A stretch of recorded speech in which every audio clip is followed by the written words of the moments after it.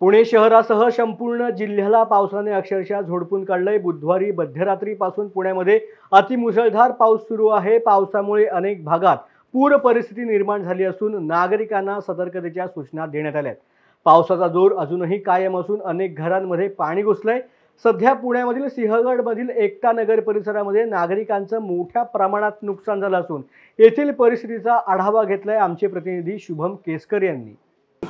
पुण्यामध्ये काल रात्रीपासूनच मध्यरात्रीपासूनच पावसाने जोरदार तडाखा लावला होता। एकंदरीत सगळीकडे बघायला गेलं तर पुण्यामध्ये जे काही ठिकाणी त्यामध्ये पाणी साचलं होतं, त्यातीलच एक सिंहगड रोडवरील एकता नगरमध्ये आपण आहोत। एकंदरीत दुपारच्या सत्रानंतर पावसाचा थोडाफार प्रमाण इथं कमी झालेला आपल्याला पाहायला भेटते। पुणेकरांना कुठे ना कुठे थोडासा दिलासा आहे।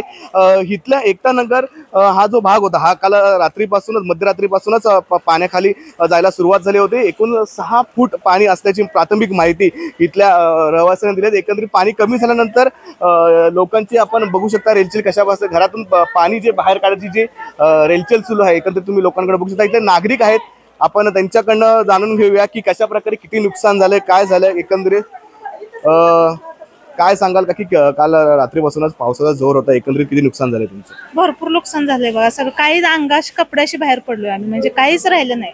बघायचं असलं तर तुम्ही बघू पण शकता, आतमध्ये तुम्ही येऊन बघू शकताय। म्हणजे अचानक पाणी आल्यावर काय करायचं माणसांनी? पहाटे 4 वाजता आम्हाला येऊन सांगतात की पाणी येणार आहे। मग आम्ही पहाटे 4 वाजता आम्ही कुठं आलो ना, कुणाच्या घरी आलो ना, अचानक पाणी आलं, सगळं सोडून आम्ही निघून गेलो।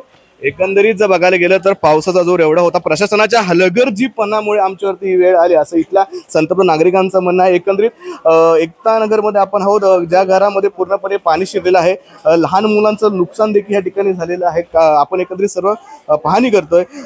जर कॅमेरामन जर दाखवू शकलास तर अजूनही घरातून जे पाण्याचा फ्लो आहे तो तू बघू शकतो की कशा प्रकारे आहे।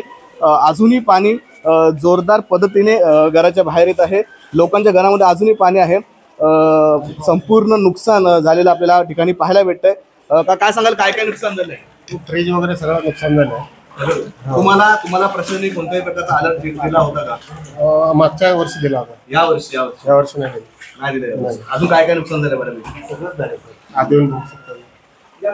एकंदरीत जर बघायला गेलं तर संपूर्ण घरामध्ये पाणी शिरून संपूर्ण घरातल्या सामानांचं खूप मोठ्या प्रमाणात नुकसान इथं नागरिकांचं झालेलं आहे।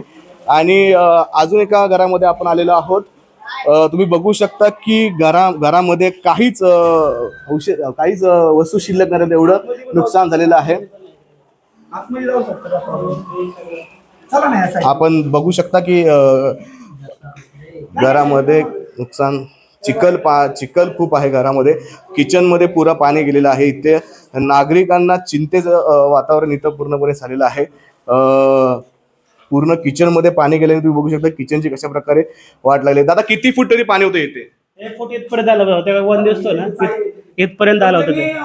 6 फुटाच्या वरती जेव्हा पाणी पूर्णपणे भरत होतं तेव्हा रेस्क्यू टीम तुम्हाला काहीच नव्हतं त्याला। मग अचानक सांगितलं नाही पाणी येणार आहे, म्हणजे गाडी आली। जेव्हा पाणी आल्यानंतर कुठल्या स्थळी हलवण्यात आलं? कुणी हालत नाही, आम्ही पळापळी केली, कारण आम्ही डायरेक्ट निघून गेलो। कारण शेवटी पाणी घरात आल्यानंतर भीती वाटणार ना।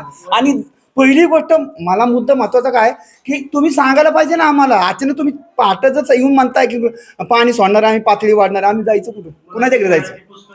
पुस्तक गेले सगळे घर, म्हणजे काहीच असं नेताचा चान्सच नाही आला की बाबा ही वस्तू मला घरातून बाहेर घेऊन जायची। अजिबात नाही, सगळं आहे असं सगळं राहिलेलं आहे। याला जबाबदार कोण, काय वाटतं आता ह्याला जबाबदार? आता बघू आता काय येतात, कोण आमचं काय मदत करतात, काय करतात त्याच्यावर आता अवलंबून आहे। मग तेव्हा आम्ही बोलू। सरकारला काय, सरकारने आमचं जेवढे हाई झाले ते आम्हाला मदत करावी, बाकी काय नाही।